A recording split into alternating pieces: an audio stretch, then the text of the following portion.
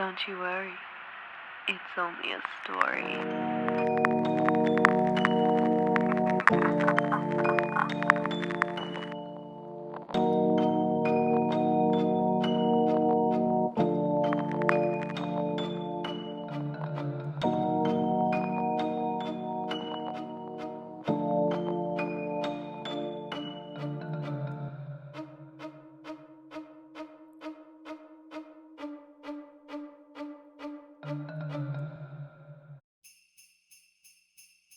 Happy holidays, everyone! Yes, it truly is the most wonderful time of year. As the days get darker, we work harder to shed some light. Everyone has their own family traditions, and some are as unique as a fingerprint, while others are just straight up traditional. However, there's one part of Christmas that exists in the dark corners of our minds. Even with something as happy and innocent as Christmas, there are shadows lurking around that often creep into our holidays. I'm of course talking about the dark side of Christmas specials. Today, I'm going to point out the top 5 scariest parts of Christmas specials. Bear in mind this is all my opinion, not yours. Number 5.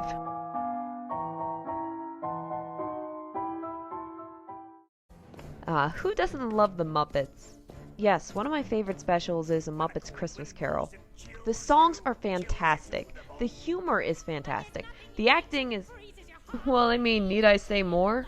Humbug. But there was always that initial shock at the start of the haunting that probably scared me more than it should have.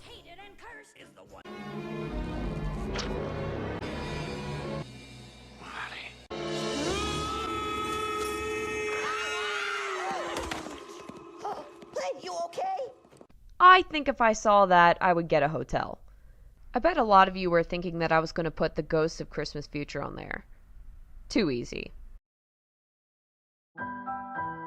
Number 4.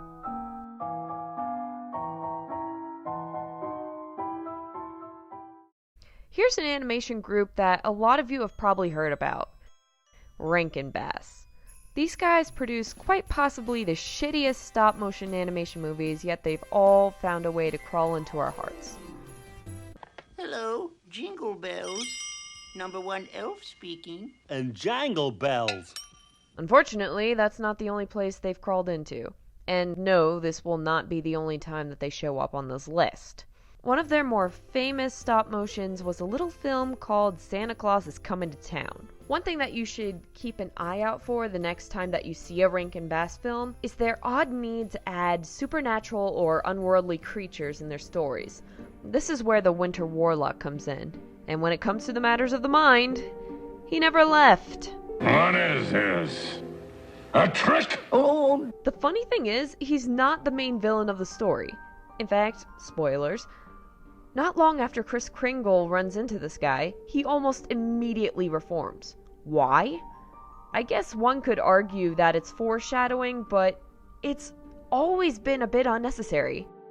I guess they thought that the main villain wasn't like pants-shitting enough for their younger viewers. But regardless, the next time I'm walking into the woods, I'm sure I'll find myself jumping at every tree that moves. Thanks, Rankin.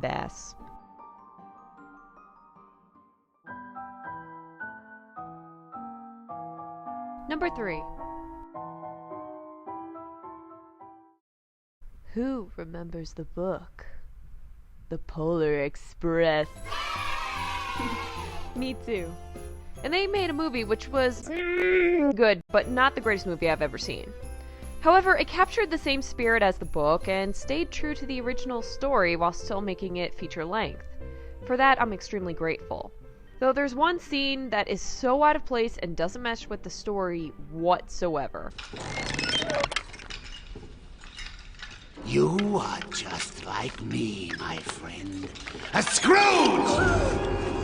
Ebenezer Scrooge. North Pole, Santa Claus, this train. It's all a bunch of humbug! You're a doubter! Yeah, thanks for that movie.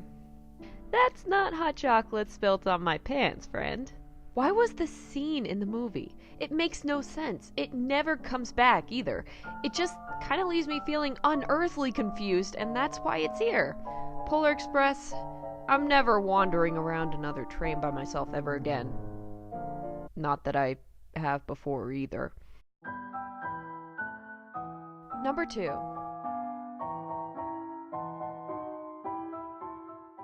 Okay, a lot of you know where this is going. Let's go back to our good old buddies Rankin. And yes, it's exactly where you think it's going. Let's stop beating around the bush and talk about the abominable snow monster. No, I'm serious, that's the name. This giant monstrosity scared me so much as a kid that there's actual video evidence of 2-year-old me hiding behind a couch while watching it. I could pinpoint a few things that really terrified me about this thing. Number 1, its scale. This thing was huge. Number 2 was its intent to eat reindeer. You know, our main characters! But the scariest thing was that it would come straight out of nowhere. I never knew when it was safe. And this thing had a roar that could blow out speakers, and again, it would chime in just whenever it felt like it. Just back off, okay? Thanks. Number 1. This one took me by surprise. I honestly couldn't believe what I was watching the first time I did. Number 1 is an entire child-friendly Christmas special that's none other than Disney's A Christmas Carol. I don't know what sadist thought this was a good idea for children to watch.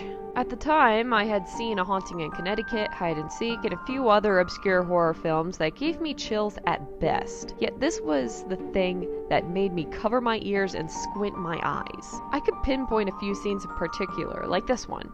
Good man of business! But this one takes the fucking cake.